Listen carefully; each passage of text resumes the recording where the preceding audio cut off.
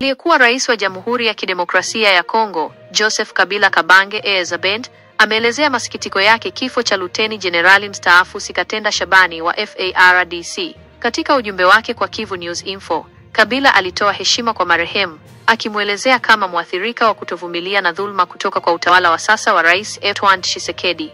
Heshima kwa Luteni Jenerali Sikatenda Shabani. Joseph Kabila alieleza kusikitishwa kwake na kifo cha Luteni Jenerali Sikatenda Shabani, akimwelezea kama afisa mwandamizi mstaafu na rafiki wa karibu wa marehemu Mzee Laurent Kabila, akisisitiza umri wa miaka 83 wa Jenerali Sikatenda na jinsi alivyokuwa akimjali tangu akiwa mdogo. Kabila alidai kuwa Sikatenda alikamatwa na kuwekwa kizuizini tangu Novemba 2023 bila kufikishwa mahakamani na kwamba kifo chake kilitokana na kutovumilia na dhulma. Kabila alitoa rambirambi zake kwa familia ya marehemu, kwa wandugu wake wa zamani wa Mzee Laurent Kabila, kwa jeshi la DRC/FARDC na kwa jamii nzima ya Wabembe. Mchango wa Luteni Jenerali Sikatenda Shabani kwa FARDC. Luteni Jenerali Sikatenda Shabani alikuwa mtu mashuhuri ndani ya FARDC. Akiwa rafiki wa zamani wa Mzee Laurent Kabila, aliongoza kitengo cha upelelezi wa kijeshi cha shughuli za kupinga uzalendo XDMIAP kati ya 1997 na 1998, ambacho sasa kinajulikana kama ujasusi wa kijeshi wa vikosi vya wanajeshi vya Jamhuri ya Kidemokrasia ya Kongo. Pia alishikilia nyadhifa kadhaa muhimu, ikiwemo naibu mkuu wa majeshi anayehusika na operesheni na ujasusi. Vile aliongoza kamandi kuu ya shule za kijeshi na kamandi kuu ya vikosi vya wanajeshi. Ukosoaji wa Joseph Kabila kwa hali ya usalama. Katika hotuba yake ya hivi karibuni kabla ya kuhamia Goma, Joseph Kabila alikosoa vikali kuzorota kwa hali ya usalama katika majimbo kadhaa, ikiwemo Kinshasa, mji mkuu wa DRC. Alitaja pia hali ya Mobondo kama ishara ya udhaifu wa usalama. Alilaani hali ya sasa ya usalama, akisema inatokana na utawala mbovu wa nchi ambao, kwa mujibu wake, una sifa ya mafunzo duni ya kijeshi, uandikishaji na utumaji wa wanajeshi unaoendeshwa na ari ya kikabila, na kufungwa bila kufunguliwa mashtaka kwa wanajeshi na maafisa kadhaa wa ngazi za juu, ikiwemo maafisa wa sheria na usalama, akisisitiza dhulma dhidi ya maafisa wa uswahilini. Kundi la M23 na muungano wa Alliance Fleuve Congo AFC limemuondoa madarakani gavana wa eneo linalokaliwa Brabreu, Birato Ruhimba Emmanuel. Kufuatia kuondolewa kwake, Birato ameshushwa cheo na sasa anahudumu kama mkurugenzi wa idara ya mafunzo, mipango, ukuzaji wa hali ya hewa ya biashara na uwekezaji katika mkoa wa Kivu Kusini.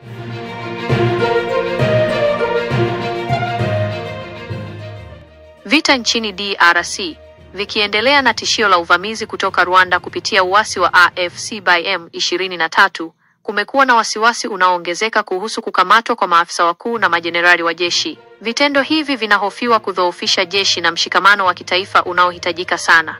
Msemaji wa jeshi la Jamhuri ya Kidemokrasia ya Kongo, FARDC, Meja Jenerali Sylvain Ekenge, ametoa ufafanuzi kuhusu hali hii, akisisitiza kuwa uchunguzi unaendelea. Alibainisha kuwa baadhi ya maafisa wanakamatwa kwa makosa yaliyothibitishwa, akitoa mifano ya maafisa waliohukumiwa kwa ubadhirifu wa fedha kama vile dola za Marekani 20,000 na hata dola za Marekani 200,000 au dola milioni 1 na matumizi mabaya ya mali za kijeshi. Alikanusha madai kwamba kukamatwa huku kunatokana na ukabila, akisisitiza kuwa kila mtu anazuiliwa kwa makosa ya kibinafsi na si kutokana na asili yao ya kikabila au lugha.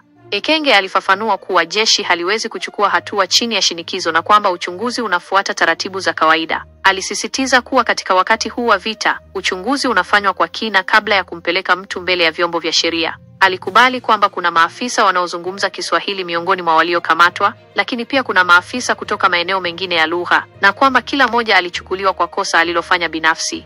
Hata hivyo, muungano wa mashirika yasiyo ya kiserikali ya kutetea haki za binadamu nchini DRC NGOs DRC, ikiwemo Human Rights Rescue na Civil Society Expert Panel, wameeleza wasiwasi wao mkubwa kufuatia wimbi jipya la kukamatwa kwa maafisa wakuu wa kijeshi tangu Alhamisi, Mei 22, 2025. Mfano wa hivi punde ni kukamatwa kwa Brigedia Jenerali Pierre Banyusize, naibu mkuu wa zamani wa Operation DUNGUUT Rais wa Jamhuri Joseph Kabila.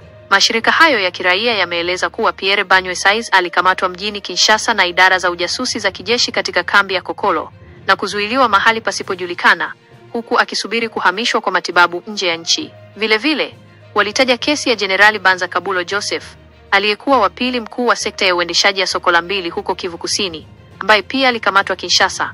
Muungano huo unaeleza kwa wasiwasi kwamba kati ya majenerali 29 wanaozuiliwa, 27 wanazungumza Kiswahili. Pia kuna maafisa wapatao 100 na maafisa wasio na cheo wanaozuiliwa katika mazingira yanayodaiwa kinyume na viwango vya haki za binadamu katika maeneo mbalimbali.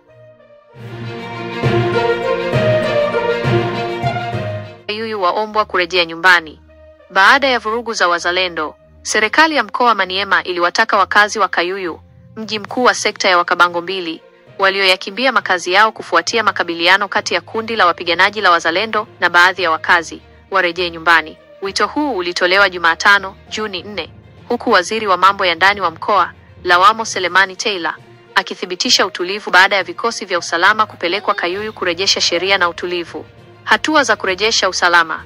Uamuzi wa kuwaalika wakazi kurejea ulifanywa wakati wa kikao cha baraza la usalama kilichofanyika Jumanne, Juni 3. Katika kikao hicho, hatua za usalama zilichukuliwa kufuatia matukio ya hivi karibuni. Ingawa hakuna vifo vilivyoripotiwa, Waziri Taylor alieleza kusikitishwa na idadi kubwa ya watu waliokimbia makazi yao, wakiwemo wanafunzi wa mitihani ya serikali. Wito kwa wapiganaji wa wazalendo. Waziri Taylor pia aliwataka wapiganaji wa wazalendo waliosambaa mkoani kote warejee kwenye ngome zao wakati wakisubiri kutambuliwa rasmi. Alisisitiza kuwa kuwasimamia ni changamoto kubwa. Swali la wazalendo, kama inavyosemwa siku zote, ni maumivu ya kichwa. Ndiyo maana tunawaomba wazalendo wote wanaoandamana kutwa nzima wakiwa na visu, mapanga na mikuki na kuwafanya wananchi kuwa na sintofahamu, warudi kwenye ngome yao wakisubiri ujumbe wa pamoja ambao utakuja kuwatambua, kuwapanga upya na zaidi ya yote kuwapa mafunzo ili waweze kuwa na manufaa pamoja na FARDC, alisema. Athari kwa elimu. Waziri Taylor alionyesha wasiwasi wake juu ya kuvurugika kwa mitihani ya mwisho ya shule kutokana na kuhama kwa wakazi. Mara tu mamlaka ya mkoa ilipojulishwa, baraza la usalama la mkoa liliamua kupeleka tume Kayuyu, ambayo imefanikiwa kudumisha utulivu wa umma. Ombi la kurejea kwa wazazi na wananchi. Mwishowe, Waziri Taylor ametoa wito kwa wazazi na wananchi kurejea majumbani mwao na kuwawezesha watoto kufanya mitihani yao katika mazingira salama na mazuri.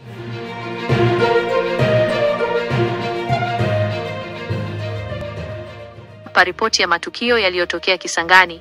Vurugu za kusikitisha za gharimu maisha, vijana wakamatwa Kisangani. Mapigano makali kati ya maafisa wa polisi na kundi linalojiita wazalendo yameacha vifo viwili na kukamatwa kwa watu 8 katika wilaya ya Lubunga, Kisangani, mji mkuu wa mkoa wa Tshopo, mnamo Jumanne, Juni 3, 2025.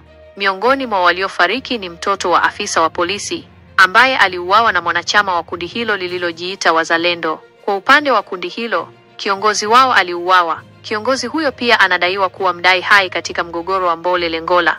Chanzo cha habari kinaripoti kuwa kundi hilo la wazalendo linajumuisha vijana waliokuwa wakisababisha taharuki katika kitongoji cha Maniema. Walikwenda sokoni Jumanne kudai kuhamishwa kwa soko la Bandengaido. Lengo lao lilikuwa kuanzisha soko hilo dogo karibu na makao yao makuu ili waweze kukusanya kodi. Kulingana na meya wa Lubunga, Barua Pepe Kayongo, wachuuzi katika soko la Bandengaido walipinga vikali mpango huo. Vijana hao, wakiwa wamejihami kwa bunduki, waliharibu vibanda vya wachuuzi. Baada ya kufahamishwa, meya alituma polisi kurejesha utulivu. Katika ghasia hizo, vijana 8 walikamatwa.